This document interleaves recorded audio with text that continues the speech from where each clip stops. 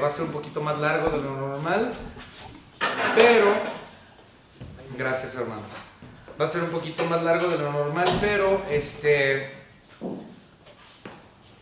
necesitamos verlo completo para terminar, ya darle finalidad al capítulo. El capítulo como tal es un resumen en sí de la vida de Israel, lo que pasó en la vida de Israel. Si ustedes recuerdan, hace como 3 semanas o 4, cuando iniciamos el Salmo 78, habíamos dicho que el Salmo 78 como tal, los primeros versículos tienen que ver con el Shema o el Shema, es Deuteronomio capítulo 6. Recuerden, Deuteronomio capítulo 6 es una de las porciones de la palabra de Dios más importante para los judíos. Los judíos leen y estudian Deuteronomio capítulo 6, lo citan 2 veces al día, ¿sí? Y básicamente Deuteronomio 6 dice: oye Israel, Jehová tu Dios, Jehová uno es. Y dice: y hablarás de las cosas de Dios a tus hijos y a los hijos de tus hijos, y tendrás sus palabras entre tus ojos, en tu corazón, entre las puertas de tu casa, y esta información se la darás a generación tras generación. ¿Okay? Si nosotros observamos Salmos capítulo 78, así inició, ¿sí? Escucha, pueblo mío, muy similar al Shema en el capítulo 6, versículo 4. Dice: oye Israel, Jehová tu Dios, Jehová uno es. Entonces, escucha, pueblo mío, muy similar. Entonces dice: mi ley, inclinad vuestro oído a las palabras de mi boca. Y luego empieza que debemos de enseñárselos a nuestros hijos. ¿Por qué? Porque nosotros lo aprendimos de nuestros padres, o por lo menos los judíos, porque estamos hablando de judíos. Dice el versículo 3: las cuales hemos oído y entendido que nuestros padres nos las contaron. No las encubriremos a sus hijos, contando la generación venidera las alabanzas de Jehová y su potencia y las maravillas que hizo. Entonces, del versículo 1 al versículo 8 es muy parecido al Shema. Todo esto ya lo habíamos visto. Enséñale a tus hijos la palabra de Dios. Enséñale a tus hijos. Ahora, en nuestro caso, que estamos de este lado de la cruz, ya estamos de este lado, porque recuerden, Salmos, cuando se escribió esto, eso es del otro lado de la cruz, antes de la cruz. Entonces, obviamente, ellos no contaban el Evangelio de la misma manera en que nosotros enseñamos a nuestros hijos el Evangelio, de este lado ya de la crucifixión de Cristo Jesús. Sin embargo, las proezas y las grandezas de nuestro Señor Dios, ellos las hicieron antes de la cruz y las contaron a sus hijos previo a la cruz, y nosotros lo hacemos a los nuestros. Entonces, esos primeros 8 versículos hablan acerca de eso. Los siguientes versículos que nosotros ya habíamos observado, que viene siendo del versículo 9 al versículo 31.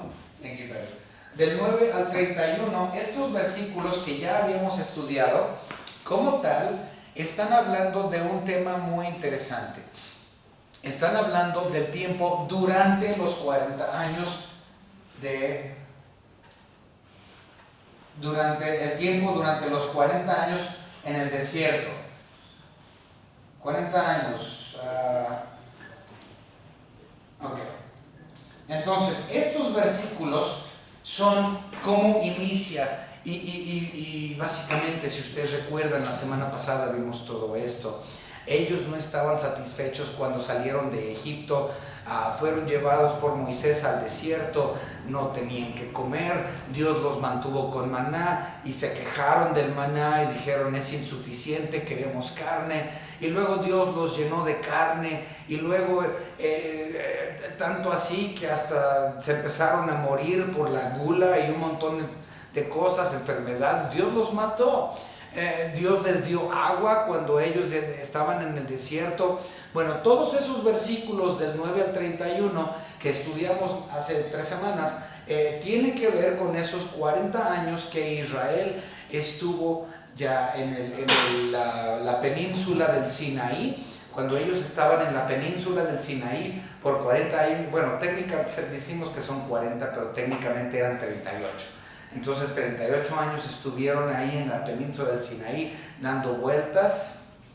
¿Okay? Todo ese tiempo Dios los cuidó. Son las grandezas que ellos tenían que decirle a sus hijos y a los hijos de sus hijos. ¿Okay? Ahora, hoy ya llegamos al versículo 32 y a partir del versículo 32, de hecho, déjenme ver de dónde a dónde, porque no recuerdo. No, perdón. Del versículo 42, al versículo 55. Esta sección, que es una parte que vamos a ver hoy, esta parte habla acerca de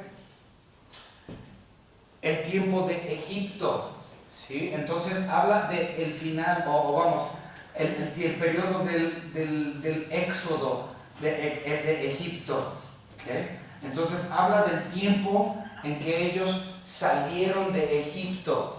Y para ser específico, incluso esta sección de los versículos 42 al 55 menciona las 10 plagas, ¿sí? Las 10 plagas que Dios utilizó para que ellos salieran. Entonces, versículos 9 al 31 es la parte central, los 40 años. Luego, versículos 42 al 55 es antes de esto. Entonces, cronológicamente, esta sección debería de venir antes, ¿verdad? Cuando salieron del Éxodo, 42 al 55. Y vamos a ver también otra sección, bueno, no es cierto, al 54. Y después vamos a ver otra sección del 55 hasta el 64.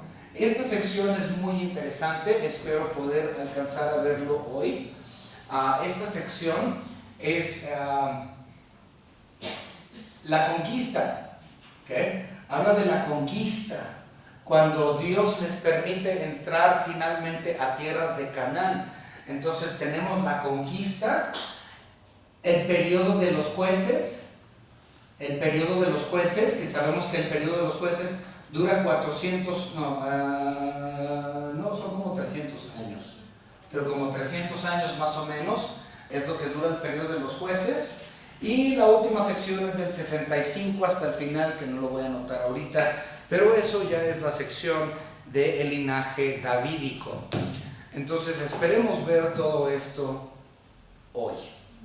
Vamos a orar. Señor Padre, le damos gracias porque usted nos ha permitido estar juntos para honrar su nombre, para aprender acerca de su bendita palabra. Gracias, Señor, por nuestra iglesia, su iglesia local. Le pedimos, Señor, por todos aquellos que están enfermos, que son varios, que puedan precisamente, Señor, si es su voluntad, sean sanados por usted y que puedan en un tiempo cercano estar nuevamente con nosotros juntos como un cuerpo, porque ciertamente el cuerpo se duele cuando no está el cuerpo bien.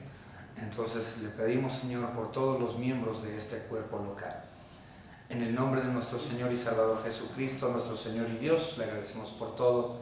Amén. Amén. Muy bien, ¿dónde está mi borrador? Aquí está. Ok, vamos entonces a empezar hablándoles acerca de algo que nosotros vemos en esta sección, bueno, en el capítulo 78, que aparece en varias ocasiones. Si ustedes recuerdan, yo les dije la semana pasada que el capítulo 78 de Salmos es muy parecido a Jueces. ¿Recuerdan? El libro de los Jueces. Vemos que Dios los protege y luego les va mal, y luego, ¿por qué? Porque hicieron lo malo delante de los ojos de Dios. Y una y otra vez hizo eso Israel. Durante un periodo de 300, no me acuerdo si son 300 o 400 años, el periodo de los jueces. Pero esos periodos del libro de los jueces, fue un tiempo espantoso para Israel. Dios los protegía, les daba de sus proezas, les daba grandes milagros, les daba de su providencia, y a la hora hacían lo malo delante de los ojos de Dios. Bueno, básicamente esto es exactamente lo mismo, ¿va? Ellos deberían de haber visto las proezas de Dios.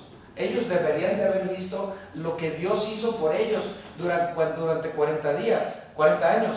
les dio maná cuando no tenían de comer, los hizo escapar de la mano de los faraones, del faraón, les dio agua en el desierto, les dio maná cuando tenían hambre, les dio de estas aves, codornices, cuando pidieron carne. Él los protegió grandemente durante estos 40 años, y eso debería de haber sido suficiente para Israel, para haber consolidado su fe en la persona de Cristo Jesús. ¿No es así? ¿O de Dios? Simplemente con lo que hizo durante los 40 años, eso debería de haber sido suficiente para que ellos dijeran, creemos completamente en Dios. Pero fíjense lo que dice nuestro versículo 32. Con todo esto, es decir, del 9 al 31, con todo esto pecaron aún. O sea, igual que los amigos del libro de los jueces. Dios les dio grandes cosas, les mostró su providencia y lo volvieron a hacer. Pecaron aún y no dieron crédito a sus maravillas. O sea, tuvieron en poco lo que Dios hizo con ellos por 40 años. Fue insuficiente para ellos sus milagros.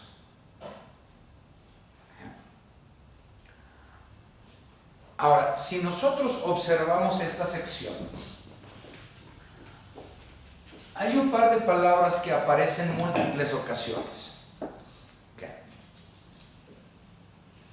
En primer lugar, en 3 o 4 ocasiones, no recuerdo cuántas, vemos la palabra altísimo. Altísimo. Este es un término precioso hablando de la persona de Dios. No hay nadie más alto, no hay nadie más grande, no hay nadie más sublime, no hay un soberano más grande que Él, no hay otro creador fuera de Él, no hay otro sustentador fuera de Él. El término altísimo es no hay nadie más grande que Él.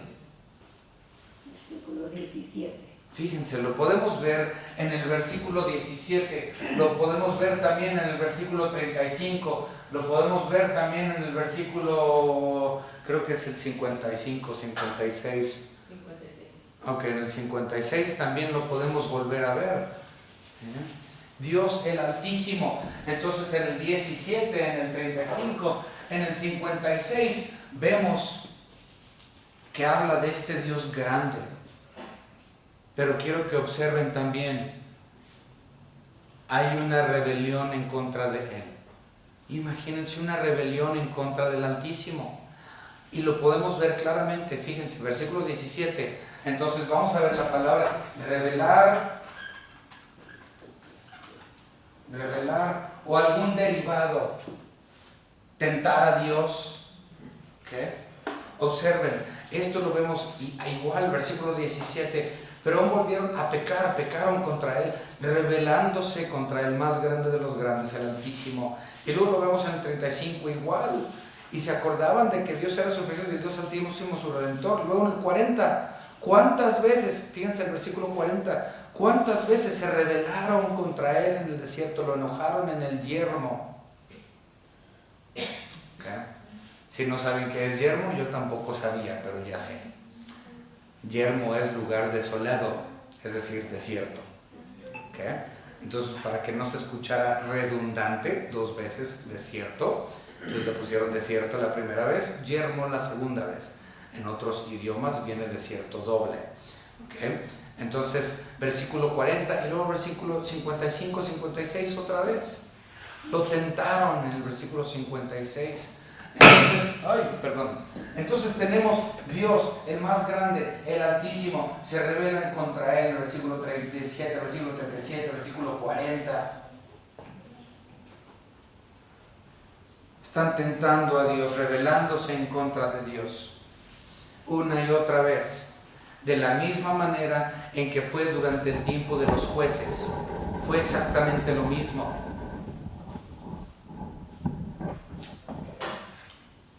Vamos a avanzar. Dice el versículo 32, 33, 34. Por tanto, consumió sus días en vanidad y sus años en tribulación. Si los hacía morir, entonces buscaban a Dios, entonces se volvían solícitos en busca suya. Ah, sí, les iba mal. Ay, Señor Dios, por favor, ayúdame, yo te amo, yo creo en ti, yo pongo toda mi fe en ti, mi confianza en ti. Pero nomás Dios les empezaba a proteger y les empezaba a dar de sus misericordias. Dios empezaba a mostrarle bondad. ¿Y qué era lo primero que hacían? Se les olvidaba Dios. Se les olvidaba completamente Dios. De hecho, vamos a ver algo que dijo Isaías. Vamos rápidamente a Isaías capítulo 64, creo que es 64:10. Si no es 64, 63. Ahorita lo vamos a ver. Ok, 64:10 dice: tus santas ciudades están desiertas, Sión es un desierto y Jerusalén una soledad. 63, ese no es. Ah, este es el que estoy buscando, gracias. Yo sabía que era uno de esos. Isaías 63:10 dice: mas ellos fueron rebeldes e hicieron enojar su Santo Espíritu, por lo cual se les volvió enemigo y Él mismo peleó contra ellos. Es decir, Dios peleó contra Israel porque ya estaba asqueado. Es más, el mismo profeta Isaías dijo lo mismo: asqueado estoy ya, hastiado estoy de sus sacrificios y de todo lo que ellos dan para mí, ya estoy hasta acá. Y Dios se volvió el enemigo de Israel.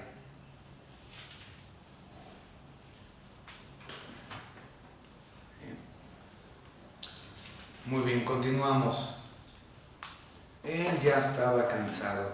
¿Por qué? Pues el versículo 35 nos dice cómo estaban sus corazones, cómo estaban sus mentes. Dice: y se acordaban de que Dios era su refugio y el Altísimo su Redentor, pero le lisonjeaban con su boca y con su lengua le mentían, pues sus corazones no eran rectos con Él, ni estuvieron firmes en su pacto. Claro. Y miren tantos cristianos que pasa eso hoy. Muchos. Tienen un problema en la iglesia, ya no voy a la iglesia. No. Ya no voy a la iglesia. ¿Por qué? Porque hay problemas, está la hermana fulana, está el hermano sotano. Y yo no quiero ir porque No.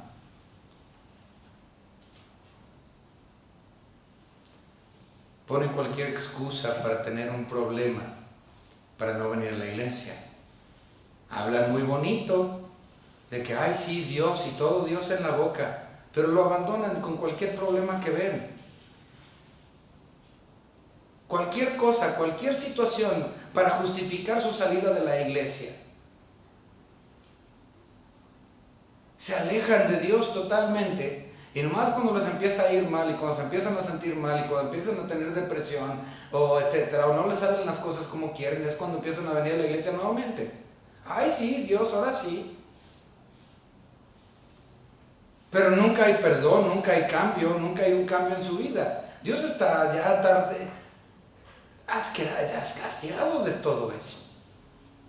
Y vienen y dan sus sacrificios en canto y en ofrenda y en todo. Y Dios dice: pues ya. O me vas a servir o no me vas a servir. O me vas a amar al 100% o vas a correr cada vez que hay un problema. Hay mucho cristiano así. Su corazón no está bien. Dice versículo 38: pero Él misericordioso perdonaba la maldad y no los destruía, y apartó muchas veces su ira y no despertó todo su enojo. No, Dios tuvo misericordia de estos pobres, inútiles, judíos, que decían que amaban al Señor, pero nada más se acordaban de Él cuando les iba de la patada. Nada más venían a comunión con Él cuando las cosas se veían negras. Y se alejaban por cualquier excusa que llegaba. Dice el versículo 39, por ahí: se acordó que eran carne, soplo que va y no vuelve. O sea, fíjense nada más lo que Dios está diciendo. Dice que Dios se acordó que nosotros somos imperfectos y que nuestro servicio es imperfecto. Entonces dice: pues voy a tener piedad de estos pobres inútiles. Fíjense, Nadie, el servicio de nadie es perfecto. Nadie sirve de forma perfecta. Nadie. ¿Por qué? Porque somos humanos, corruptos, pecadores, y posiblemente mi forma de servir no sea la misma forma en que tú sirvas. Y tú vas a ver posiblemente carencias y problemas en mi modo de servir a Dios. Y yo voy a ver carencias y problemas en la forma en que tú sirves a Dios. Porque tú eres imperfecto igual que yo y tu servicio es chafa igual que el mío. Igual de barato. Hacemos todo lo que podemos con el poder del Espíritu Santo, pero tanto tu servicio como el mío queda corto. El servicio de todos es imperfecto. Dios sabe. Y fíjense, volvamos a leer. Ay, ya es la segunda vez. Ok, volvamos a leerlo. Fíjense, Dios el Altísimo dice, versículo 39, Dios se acordó de que eran carne. Soplo que va y no vuelve. O sea que yo entiendo que su servicio es corrupto, su servicio no es el mejor, y van a morir próximamente porque su vida es como un vapor. Entonces Dios permitió que Israel siguiera y aceptó por un tiempo sus sacrificios, perdonándolos. Y luego el 40, cuántas veces se rebelaron contra él en el desierto, lo enojaron en el yelmo en el desierto. Y luego el versículo 41, y volvían y tentaban a Dios y lo provocaban al Santo de Israel. Ese término Santo de Israel es muy importante para nosotros, especialmente en el libro de Isaías. En el libro de Isaías, ese término Santo de Israel es un término que es un título profético de la persona de Cristo Jesús. Ese es uno de los nombres o títulos de Cristo, el Santo de Israel. No solamente lo vemos aquí, sino en varios lugares de la Biblia, pero mayormente en Isaías. ¿Okay? Entonces, ahí estamos viendo una referencia a la persona, no solamente de Dios Padre, sino también de Dios Hijo, el Santo de Israel. Okay, continuamos. Dice...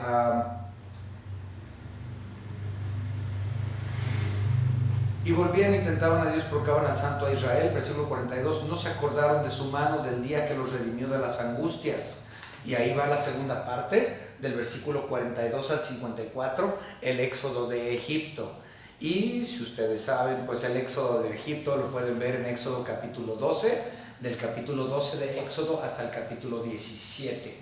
Entonces del 12 al 17 pueden ver lo de las plagas, las 10 plagas en Egipto y todo lo que sucedió, y la primer Pascua y el ángel de la muerte y el cordero pascual, y etcétera, etcétera. Todo eso lo vemos ahí. Y aquí nosotros podemos ver en el 42 al 54 un recordatorio de eso que pasó durante Egipto. Vamos a leerlo. No se acordaron de las señales, dice el versículo 43, y sus maravillas en el campo de Zoán.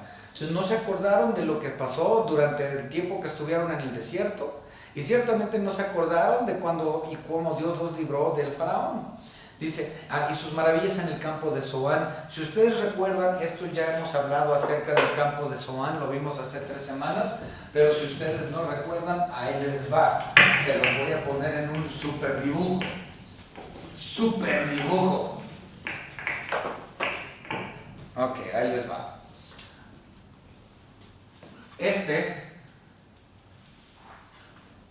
No sé cómo dibujar. ¡Qué feo! Necesito, Angie, unas clases de pintura. Ok, de dibujo básico por lo menos, Ángel. Ok, este es África. Bien feo. África. Egipto queda de este lado. Obviamente es no así de grande, pero Egipto queda así más o menos en la esquina noreste de África. Y si ustedes recuerdan, aquí vamos a ponerlo en azul. Aquí en esta sección hay donde desemboca el río Nilo. Este delta, este es el Nilo. ¿Okay? Ahora, el río Nilo como tal fluye es uno de los 2 ríos en el planeta Tierra que fluyen de sur a norte. Todos los otros ríos fluyen de norte a sur. Entonces el Nilo, y nada más otro, no recuerdo cuál es el otro, fluye de sur a norte. Entonces desemboca en lo que es el mar Mediterráneo. Ahora, esta parte de aquí, esta parte se llamaba Goshen o Gosén, sin la H, depende de dónde leas. Pero aquí es donde Israel nació como nación. Si ustedes leen, dice la Biblia que llegaron básicamente la familia de José, la familia de Jacob, y eran 70 y creo que se mencionan 72 o 75 personas, algo así, no recuerdo. Entonces de ser tan solo un pueblo de 72 personas, 75 personas, una sola familia, en aproximadamente 400 años de estar en las tierras fértiles de Goshen, de ahí surge una nación de aproximadamente 2 millones, que es la nación de Israel. Israel nació en Egipto, en el delta de Goshen, específicamente en un poblado bien pequeño que se llamaba Zoar. ¿Okay? Entonces, en la tierra de Goshen, en el valle de Goshen, en el poblado de Zoar, ahí es donde nació Israel como nación. Entonces, si nosotros vemos estos versículos, Zoán.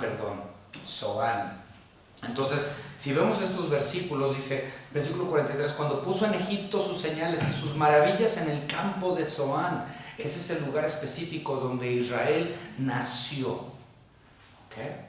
Y volvió sus ríos en sangre y sus corrientes. ¿Recuerden cuando hablamos de las plagas? Todos los ríos se hicieron sangre, todo el agua para que no bebiesen. Envió entre ellos enjambres de moscas, otro de los 10 plagas, y ranas. Dio también orugas sus frutos y sus laboras a las langostas. Sus viñas destruyó con granizo, sus higuerales con escarcha. Entregó el pedrisco, sus bestias y su ganado a los rayos. Envió sobre ellos el ardor de su ira, enojo, indignación y angustia, un ejército de ángeles destructores, cuando perdieron sus campos. ¿Sí? Todo esto son las 10 plagas, y todas se enumeran aquí. En este pequeño resumen en Salmo 78, todas están. Dice el versículo 50, dispuso camino a su furor, no eximió la vida de ellos de la muerte, sino que entregó su vida a la mortandad. Hizo morir a todo primogénito en Egipto. Obviamente estamos hablando de el día en que el ángel pasó a matar al primogénito. Un primogénito murió. Hubo muerte en cada casa en Egipto. En toda casa. No hubo casa donde no hubo muerte. O moría el cordero primogénito, o moría el primogénito de la casa. Pero el primogénito moría, ya sea el primogénito del cordero o el primogénito del hijo de la casa. Nuevamente esto viene ahí en Éxodo capítulo 12 al 17. Dice, las primicias de su fuerza en las tiendas de Cam, e hizo salir a su pueblo como ovejas y los llevó por el desierto como un rebaño. ¿Okay? ¿Ahí de qué está hablando? A partir del versículo 52. Pues que los sacó de Israel, ¿no? De Egipto. Es cuando los sacó como un rebaño. Y Dios era el pastor. Los sacó de Egipto. Y dice, los guió con seguridad, de modo que no tuvieran temor. Y el mar cubrió a sus enemigos. ¿De qué está hablando ahí? Pues cuando el ejército del faraón fue ahogado, obviamente, en el Mar Rojo. Los trajo después a las fronteras de su tierra santa, o sea, tierras de Canaán. Es decir, que los 40 años en el desierto caen entre el versículo 52 y el versículo 54. Entonces, los 40 años en el desierto abarcan aquí, en Salmo 78, del versículo 52 al 54. ¿Okay? Luego dice, Versículo 54, los trajo después a las fronteras de su tierra santa. Aquí ya está hablando cuando llegan, obviamente van a invadir las tierras de Canaán y ciertamente los toman y toman Tierra Santa por primera vez. Y dice, a este monte que ganó su mano derecha. Pues estamos hablando específicamente del monte Sión, en donde él puso, obviamente, su capital y su santuario. ¿Okay? Entonces dice, echó las naciones de delante de ellos con cuerdas, repartió sus tierras. ¿A qué se refiere con repartir las tierras? Si estamos hablando de la repartición de las tierras de Canaán, entonces estamos hablando de cuando Josué dividió las tierras dentro de lo que son las 12 tribus. ¿Sí? ¿Recuerdan? Si usted tiene una Biblia con un mapa atrás, posiblemente venga la división de cómo vienen. Entonces, si tiene usted una mapa en la parte posterior de su Biblia, muchas veces ahí vienen las divisiones de Tierra Santa, de cómo quedaron las 12 tribus distribuidas. No todas las Biblias lo tienen, pero muchas sí. Entonces ahí debe de venir cómo viene dividida las 12 tribus en el mapa de atrás. Otra vez, esto se hizo tras la muerte de Abraham, tras la muerte de Moisés, gracias, ya entrando en tierras de Canaán después de la conquista. Ok. Entonces vemos que ellos dividieron las tierras. Con cuerda repartió sus tierras en heredad e hizo habitar en sus moradas a las tribus de Israel. Okay. Versículo 56, pero ellos tentaron y enojaron al Dios Altísimo y no guardaron sus testimonios. O sea, fíjense, los sacó de Egipto, les mostró las 10 plagas, les dio su provisión, y todavía hicieron lo malo. Se los llevó al desierto, los dio su provisión, 40 años en el desierto, milagro tras milagro, y de todos modos hicieron lo malo. Se rebelaban contra el Altísimo una y otra vez.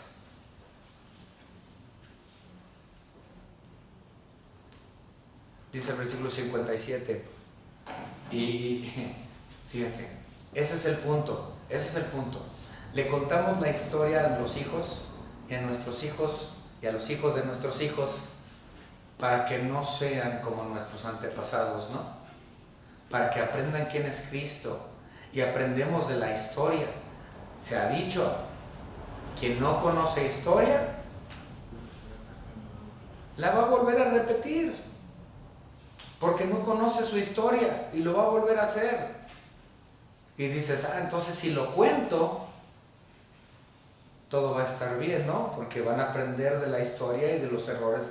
Pero fíjense el versículo 8, otra vez. Salmo 78, 8. Y no sean como sus padres, generación contumaz y rebelde, generación que no dispuso su corazón.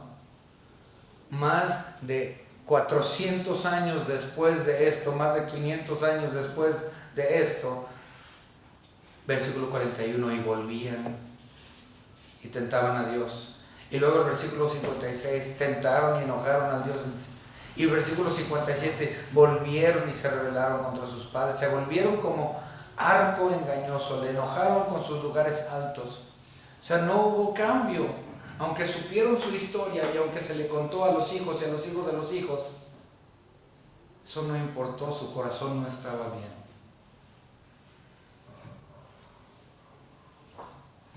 Versículo 58 es interesante. Le enojaron con sus lugares altos. Bueno, ¿qué es un lugar alto? Aquí en México hay muchos. Un lugar alto básicamente es cualquier lugar donde se puede poner en alto un ídolo, como un nicho, ¿sí? Aquí en México hay muchas casas que tienen nichos arriba de las cocheras. Muchas veces ves el nicho y tienen una figura de cantera de la Virgen. O cuando entras a la casa, muchas veces tienen ahí un nicho, un altarcito y tienen ahí una imagen de la Virgen o de algún santo. Okay.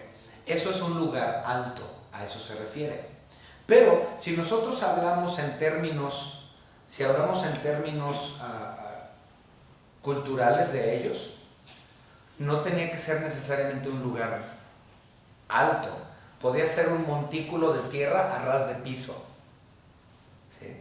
Podía ser cualquier montículo de tierrita, con tal de que estuviera así de alto, y ponían un monito o una imagen de madera o de talla o de lo que sea, ese era ya un lugar alto. Ya estabas poniendo a ese monito o ese ídolo en un lugar de honor en tu casa. A eso se refiere con un lugar alto. Aquí en México hay muchísimos. ¿Ok? Entonces dice, versículo 57, se rebelaron con sus padres, versículo 58, le enojaron con sus lugares altos y le provocaron a celo con sus imágenes de talla. Imagínense tantos que hay aquí que tienen imágenes de talla de todo tipo, de cantera, de madera, de yeso, de piedra, de todo tipo de cosas, y piensan, sí, Dios está bien con todo esto. Dios está bien con mi idolatría. Aquí dice que no. Es más, nos vamos a adelantar, ¿sí? Esto ya lo hemos leído en el pasado muchas veces, pero lo vamos a leer. Salmo 115. Salmo 115. Este lo conocemos muy bien. Y ahí les va con todo. Digo, si no aceptas lo que la palabra de Dios dice y tú tienes este tipo de cosas en tu casa, tú tienes un problema. Ahí va, dice el Salmo 115. No a nosotros, oh Jehová, no a nosotros, sino a tu nombre da gloria. Por tu misericordia, por tu verdad. Versículo 2. ¿Por qué han de decir las gentes, ¿dónde está ahora su Dios? Nuestro Dios está en los cielos, todo lo que quiso ha hecho. O sea que Dios está vivo y Dios hace acción, porque está vivo, no está muerto. Todo lo que hace quiere y lo lleva a cabo porque Él es el único Dios verdadero, vivo. Dice, nuestro Dios está en los cielos, todo lo que Él ha hecho, lo que quiso ha hecho. Fíjense el 4, los ídolos de ellos son plata y oro, obra de manos de hombres. Tienen boca, mas no hablan. Tienen boca, tienen ojos, mas no ven. Orejas tienen, mas no oyen. Tienen narices, mas no huelen. Manos tienen, mas no palpan. Tienen pies, mas no andan. No hablan con su garganta. Semejante a ellos son los que los hacen. Y cualquiera que confía en ellos. En otras palabras, muertos.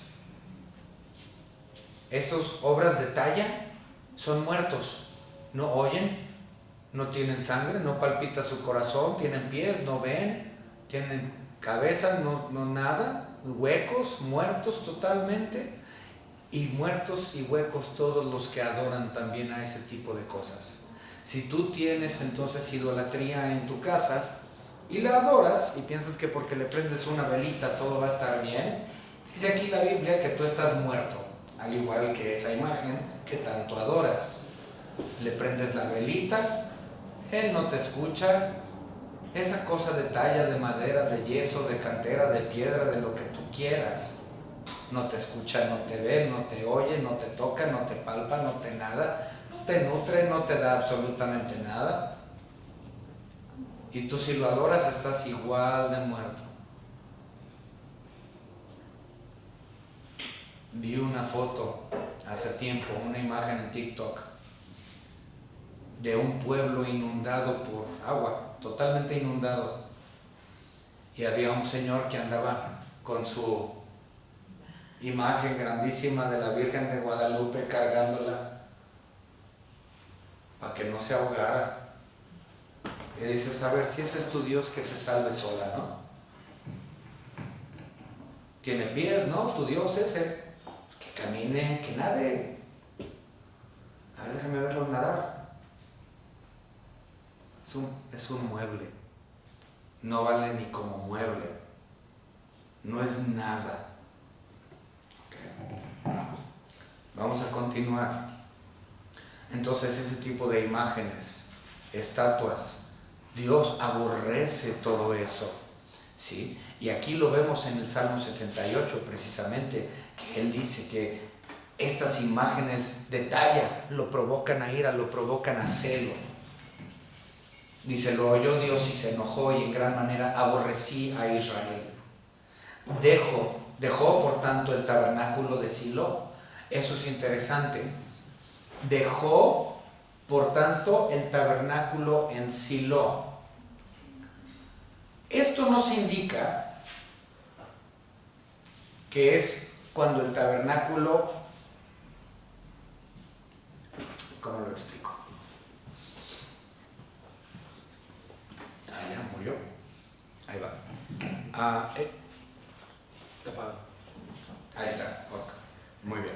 Esto lo explico de la siguiente manera.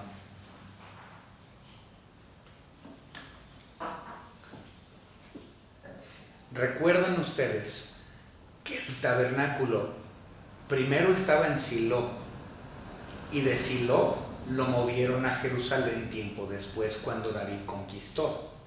Pero originalmente el tabernáculo se encontraba en Silo, no en Jerusalén. Ahí en Silo también se encontraba el arca del pacto. ¿Sí? El arca del pacto se encontraba en Silo. Posteriormente lo llevaron a Jerusalén. Ahora, esta porción de la cual está hablando nos indica que es al final, el tiempo final del periodo de los jueces. Es la última parte del periodo de los jueces, porque ahí es cuando el tabernáculo se quitó. Miren, vamos a verlo.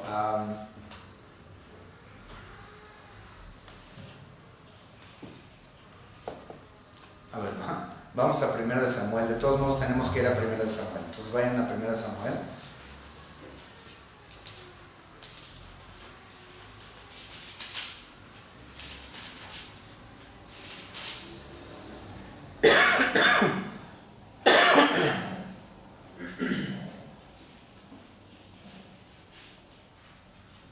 Ok. Bueno. 1 Samuel capítulo 1, versículo 3. Dice, y todos los años aquel varón subía de su ciudad para adorar y para ofrecer sacrificios a Jehová de los ejércitos en Silo. No dice Jerusalén, Silo. Entonces iba a sacrificar en Silo, donde estaban dos hijos de Eli, Ofni y Fines, sacerdotes de Jehová. Y Ofni y Fines son horribles personajes bíblicos. ¿Qué? Y ahorita vamos a ver de ellos aquí en Salmo 78. Ok. Entonces dice, perdón.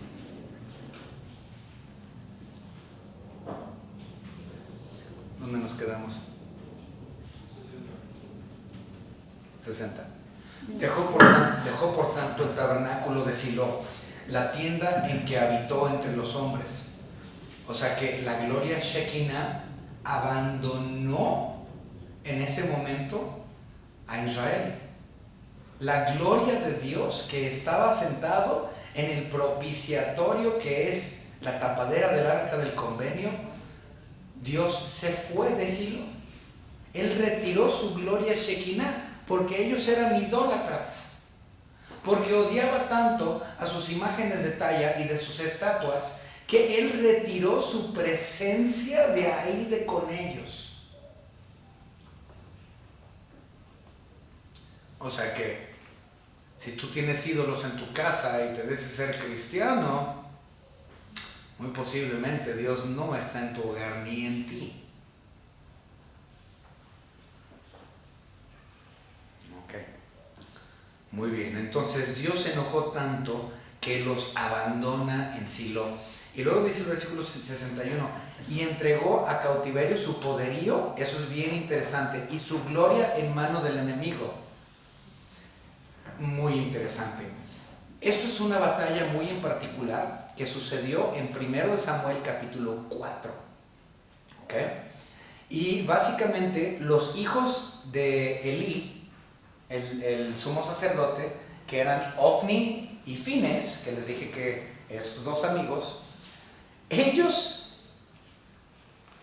agarraron si ustedes recuerdan, toman el arca del convenio y se lo llevan para hacer guerra con los filisteos. Se los lleva para hacer guerra con los filisteos y estaban paseando el arca del convenio como si fuese un amuleto de la buena suerte. Eso es lo que estaban haciendo. El tonto de Fines y el tonto de Ofni, los sacerdotes de Dios, hijos del gran sumo sacerdote Elí, toman el arca del convenio cuando van a ir a hacer guerra contra los filisteos y como si fuera un amuleto de la buena suerte se lo llevan. Unos tontos. ¿Y qué fue lo que pasó? Pues los filisteos hicieron pedazos a los judíos y se quedaron con el arca del convenio, se apoderaron del arca. ¿Okay? Vamos a verlo. Primero de Samuel, entonces eso es lo que está diciendo aquí el versículo 50 y ¿qué? El 61. Y entregó a cautiverio su poderío, es decir, el arca fue tomado cautivo y su gloria Shekinah en mano del enemigo. Entonces los filisteos tenían control del arca. Vamos a ver 1 Samuel capítulo 4.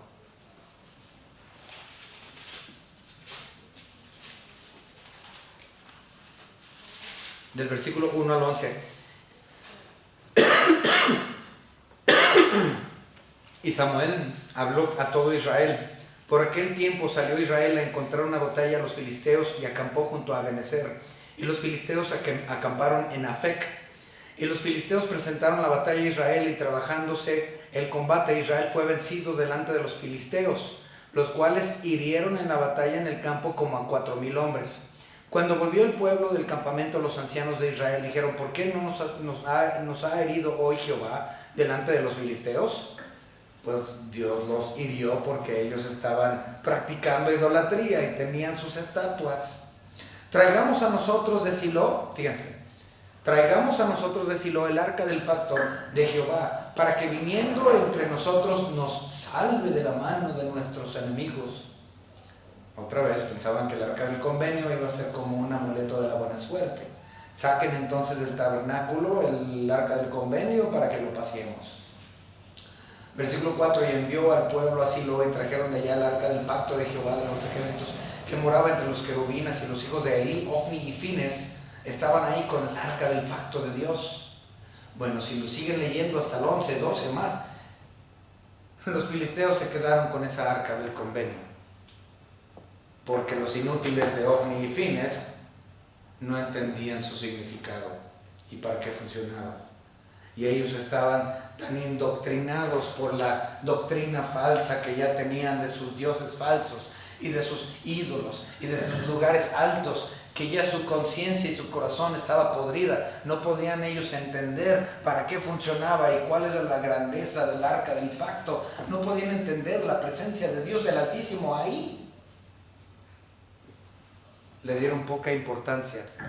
Es un amuleto de la suerte. Ok, continuamos con nuestra lectura.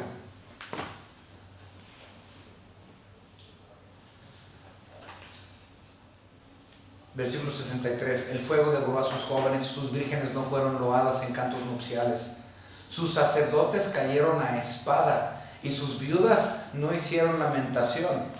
Esto también está hablando de 1 de Samuel. Vayan otra vez a 1 de Samuel, ahí donde estábamos leyendo, 1 Samuel capítulo 4, y observen los versículos 17 y 18. Nuevamente, 1 Samuel capítulo 4, del versículo 17 y 18 dice lo siguiente: y el mensajero respondió diciendo: Israel huyó delante de los filisteos y también fue hecha gran mortandad en el pueblo, y también tus 2 hijos, Ofni y Fines, fueron muertos, y el arca del Hijo de Dios ha sido tomada. Y aconteció que cuando él hizo mención del arca de Dios, Elí cayó hacia atrás de la silla al lado de la puerta y se desnucó y murió, porque era hombre viejo y pesado, y había juzgado a Israel 40 años. No consideramos que Elí era gordo, pero aparentemente Elí era gordo. La gula. Ok, muy bien. Entonces, Vemos la muerte ahí de Fines y Ofni y de Elí, que es lo que nos está marcando ahí el versículo 64. Pero luego, la última sección del versículo 65 al final, vemos algo glorioso, que es la última parte. Dios escoge a David. No escoge la familia de José. Recuerden que José como tal quedó destituido de las tierras. Él no tuvo heredad. José no tuvo heredad. Recuerden que José el soñador básicamente era egipcio. Creció en Egipto, bueno, fue vendido a Egipto en una edad muy joven. Terminó siendo él no el faraón de Egipto, pero el primer ministro, podemos decirlo. Terminó siendo como el primer ministro de Egipto, José. José se casó con una gentil egipcia. Él parecía egipcio. Él era 100% egipcio, casi. José el soñador. Entonces él no tuvo heredad dentro de las 12 tribus. Pero sus hijos sí. Sus hijos son Efraín y Manasés. ¿Okay? Efraín y Manasés son los hijos de José. Entonces Dios quiso darle a los hijos de José heredad. A José no le dio, pero a los hijos de él sí. Entonces, por eso, si ustedes ven en los mapas, siempre van a ver en la división Manasés y Efraín. Y sería normal que por parte de José, de la línea de José, viniera el Salvador. Digo, después de todo, José es el tipo más perfecto de hombre de Cristo que hay. Uno pensaría que pues entonces por la línea de él, pero no. Fue por la línea de David, por la línea de Judá. Dice, versículo 66, entonces despertó el Señor como quien duerme, como un valiente que grita excitado del vino, como si Dios estuviera dormido, ¿no? Dios no ha hecho nada por su pueblo, los ha abandonado, pasaron años y Dios no ha respondido. Y de repente Dios responde según el autor, según Asaf. Se le prenden las pilas a Dios, se ponen las pilas finalmente, así parece la expresión, y se pone a trabajar. Y dice el versículo 66, e hirió a sus enemigos por detrás, les dio perpetua afrenta, desechó la tienda de José y no escogió la tribu de Efraín, que era lo que les estaba diciendo, los hijos de José no fueron aceptables para que de ahí saliera el Mesías. No salió de Efraín, no salió de Manasés, no salió de José, sino que escogió la tribu de Judá, el monte de Sión, el cual amó. Pero ¿saben qué? Eso ya venía profetizado desde Génesis. Desde Génesis venía profetizado que iba a ser de la familia de Judá y que de la familia de José iba a quedar excluida y todos los demás iban a quedar excluidos. Vamos a ver la profecía. Génesis capítulo 49. En Génesis capítulo 49 es tremendo. Si usted no ha leído Génesis capítulo 49, le recomiendo que usted lo lea, porque si usted no comprende Génesis 49, le va a usted a costar mucho trabajo entender casi toda la Biblia. Génesis 49 viene siendo una oración en el lecho de muerte de Jacob. El viejo Jacob está muriendo y él pide que todos sus hijos lo rodeen y él tiene palabras para cada uno y habla con el mayor y luego habla con el siguiente y habla con el siguiente. De eso trata Génesis 49. Y todo lo que Jacob le dice a sus hijos es profecía y todo lo que les dice se cumple y se ha cumplido hasta el día de hoy. Si tú quieres entender cómo funciona Israel, tienes que ver las pláticas finales que Jacob tuvo con sus hijos. ¿Quieres comprender Israel? Tienes que entender Génesis 49. Entonces, él está en su lecho de muerte, Génesis 49, y observen el versículo 8, 9 y 10, Judá, o sea, su hijo, el hijo de Jacob, Judá, de donde vino Cristo. Te alabarán tus hermanos, tu mano en la cerviz de tus hermanos, los hijos de tu padre se inclinarán a ti. Cachorro de león, Judá, de la presa subiste, hijo mío, se encorvó, se echó como león, así como león viejo. ¿Quién lo despertará? No será quitado el cetro de Judá. O sea que Judá va a ser monarca para siempre. Eso es lo que significa cetro, el cetro monárquico. No será quitado el cetro de Judá, ni el legislador de entre sus pies, hasta que venga Silo, y a él se consagrarán los pueblos. Entonces eso está hablando de Cristo Jesús. Él es el cachorro de león. Él es el quien salió de Judá. Él es quien tiene el cetro. Él es que tiene el cetro, el reino sempiterno. Entonces podemos ver lo que aconteció aquí con Jacob en el capítulo 49 de Génesis, 78 de Salmos. ¿Okay? Por último, dice 66, sino que escogió la tribu de Judá el monte de Sión, al cual amó, edificó su santuario a manera de eminencia, como la tierra que cimentó para siempre. Eligió a David su siervo, y lo tomó de las majadas de las ovejas. O sea que David no era un monarca. David no era nadie. David era un vil pastor de ovejas. Y Dios tomó a ese pastor de ovejas para que pastoreara a su pueblo Israel. Pero tuvo que aprender a ser pastor primero para poder pastorear. Lo mismo con Moisés. Moisés hizo exactamente lo mismo.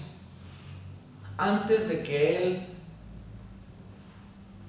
fuera el monarca de Israel, hablando de Moisés, él tuvo que aprender a ser pastor. Éxodo capítulo 3. Fíjense, Moisés vino obviamente de la casa del faraón. 40 años vivió con una cuchara de oro en su boca. Nunca había trabajado realmente. Era fino, Moisés, fino. Un académico que nunca se había ensuciado las manos. Cuando sale de Egipto tras matar al israelita, él se fue lejos, se casa, y adivinen a qué se dedicó: a ser pastor. 40 años fue pastor de ovejas. Éxodo capítulo 3 versículo 1. Apacentando Moisés las ovejas de Jetro, su suegro, sacerdote de Madián, llevó las ovejas a través del desierto y llegó hasta Horeb, monte de Dios. Entonces, así como David fue pastor para poder pastorear a Israel, así también Moisés tuvo que aprender a ser pastor y a servir y a ensuciarse las manos para poder pastorear posteriormente a Israel. Obviamente a nuestro Señor Jesucristo, Él es el perfecto pastor y nos apacienta de acuerdo a Salmos capítulo 23. Jehová es mi pastor, nada me faltará. En lugares de delicados pastos me harán descansar. Junto a aguas de reposo me pastoreará, confortará mi alma, etc. Entonces vemos, eligió a David su siervo y lo tomó de las majadas de las ovejas, de la misma forma en que Moisés, de la misma forma en que Cristo. Detrás las paridas lo trajo para que apacentara a Jacob su pueblo y a Israel su heredad. Eso es lo que hace un pastor. Si tú vas a ser líder, tienes que aprender a alimentar, tienes que aprender a proteger, tienes que aprender a dar agua, tienes que aprender a enseñar, tienes que aprender a defender. Si no enseñas, si no disciplinas, si no te ensucias, si no confortas, si no alimentas, si no proteges, no eres pastor. Tienes que aprender a ser líder. Dice Versículo 72. Y los apacentó conforme a la integridad de su corazón, los pastoreó con la pericia de sus manos. De la misma manera es como nuestro Señor Dios lo hace todos los días. Él es el buen pastor. Entonces, ¿qué es lo que le enseñamos a nuestros hijos día tras día, año tras año, mes tras mes, semana tras semana? Igual que los judíos, todas las maravillas de mi Señor Dios. Lo que hizo en el pasado, lo que hace en el presente, lo que hará en el futuro. Lo que hizo en la cruz del Calvario, su muerte, su sepultura, su resurrección, su ascensión. Ahora, ¿eso garantiza que mis hijos van a estar bien y van a tener un servicio perfecto y que van a ser salvos? Pues no, si son salvos, entonces gloria a Dios. Su servicio va a ser imperfecto siempre, pero todo lo que hacemos para la honra y gloria de Dios dentro de las capacidades que Él nos ha dado, conforme al Espíritu Santo que nos guía. Y aprendemos a trabajar, y aprendemos a ser pastores, y aprendemos a ensuciarnos las manos para la edificación de la iglesia, para la alimentación de la grey, porque esta le pertenece al buen pastor. Hermanos, vamos a terminar. Señor Padre, gracias le damos porque usted nos ha permitido estudiar esta sección. Gracias, Señor, por su salvación, la cual nos ha dado por medio de su Hijo Jesucristo. En su dulce nombre le agradecemos por todo. Amén.